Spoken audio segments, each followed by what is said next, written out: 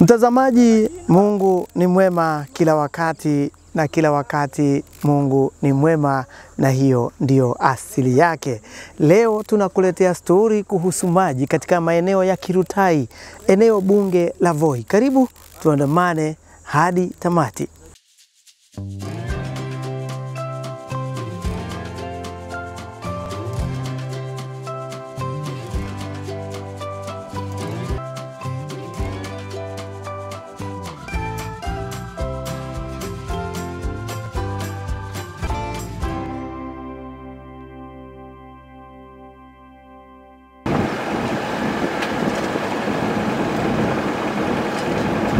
Ziara yetu safari hii imetupeleka Kirutai, eneo lenye rotuba lakini limekuwa likiathirika kwa ukosefu wa maji kwa muda mrefu.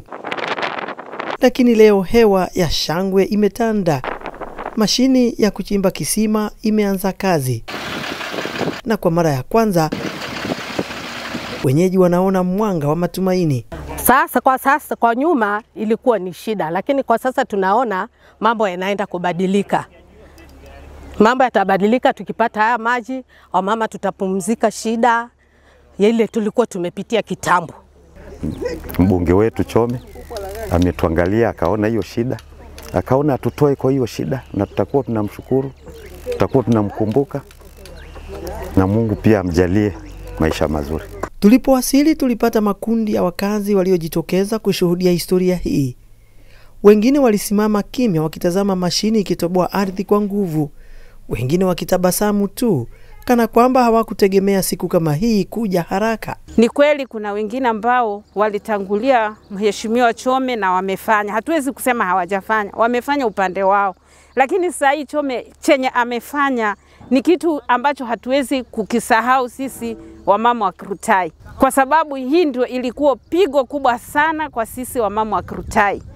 Sasa haya maji yakitoka yatatusaidia, hata tutakuwa tunafanya mradi wa mboga, tutasaidikia kukubwa. Kisima hiki kinachimbwa karibu na shule ya msingi ya Kirutai, jambo ambalo limewapa wakazi na walimu sababu mpya ya kutumaini. Maisha yetu yatabadilika kwa ajili ya hiyo boholu, maanake tutakuwa na maji, tutakuwa tunafanya miradi yetu, tutakuwa na maji mengi, tutakuwa tunafanya shughuli zetu tukiwa na maji. Hata tutatatizika tena, tutakuwa watu wa kuzunguka vile tulikuwa tunazunguka wamama. Naona saa hii tunapumzika.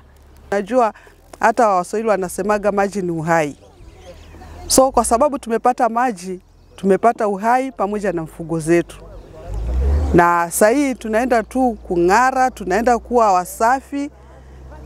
Na tunashukuru kwa sababu pia yako karibu. Maji haya yako karibu, mtu akitoka mahali ametoka anakuja anachota anaenda. Anachota anaenda kwa gharama ya chini. Wengi wanasema watoto ambao walikosa masomo kwa sababu ya safari ndefu za kutafuta maji hatimaye watakaa darasani bila wasiwasi.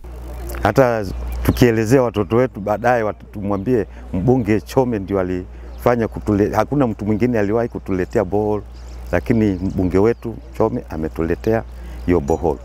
Kwa hivyo tutakuwa tunamshukuru sisi pamoja na vizazi vijazo. Mifugo yetu hatutakuwa tunaipeleka mbali. Itakuwa maana sasa mfano maji kupatikana hapa, tunaweza kuwa na sehemu ya kunywesha ng'ombe zetu maji. Kwa hivyo shida ya mfugo kukosa maji itakuwa imeisha. Wenyeji tuliowahoji hawakuficha furaha yao. Ninajua tutakuwa sawa. Na kwa sababu tulikuwa tunapoteza wakati mwingi sana kwa ajili ya kutafuta maji, naamini sasa wakati wetu tutakuwa tunautumia kwa mambo mengine ili kusaidia jamii zetu. Wengi wamelimbikizia sifa mbunge wa Voi Hamisi Chome Abdi, wakisema uongozi uliopita ulikosa nguvu za kusukuma miradi ya aina hii, lakini safari hii wanahisi mabadiliko ya kweli. Kwao maji haya ni zaidi ya huduma, ni msingi wa maisha mapya. Kilimo kitapaa, mifugo itapona na uchumi wa familia utaimarika. Pia tulipata nafasi ya kuongea na msemaji wa ofisi ya mbunge ambaye amethibitisha kwamba kisima hiki kitaendeshwa kwa nguvu za sola ili kupunguza gharama kwa wananchi. Hii ina maana hakuna bili ya umeme na maji yatapatikana bila mzigo wa ziada. Tumeweza kuleta uwezo mkubwa wa serikali kuu wa kuchimba borehole hapa Kirutai. Borehole hii ambayo itakuwa solar powered, inaondolea gharama wananchi ya kuwa kutakuwa na gharama za stima, itakuwa inatumia sola, na baada ya kumalizwa tutaikabidhi rasmi kwa komiti ama kwa jamii kwa ajili ya kuendeleza. Wenyeji wanasema mahangaiko yao ni ya tangu jadi, lakini sasa wanasikia kama machungu yao yanakaribia ukingoni. Kirutai imeanza ukurasa mpya. Nashukuru kwa mambo ya hii borehole, manake shida ya maji sisi mimi hata saa hii mimi ni mzee, lakini shida ya maji sisi tulikuta.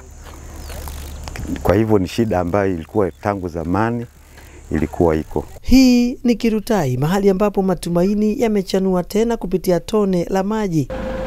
Sisi kama Rangile TV tutaendelea kufuatilia hadithi hii hadi pale maji yatakapofurika kwenye manyumba, kwenye mashamba, kwenye maboma na kwenye maisha ya watu.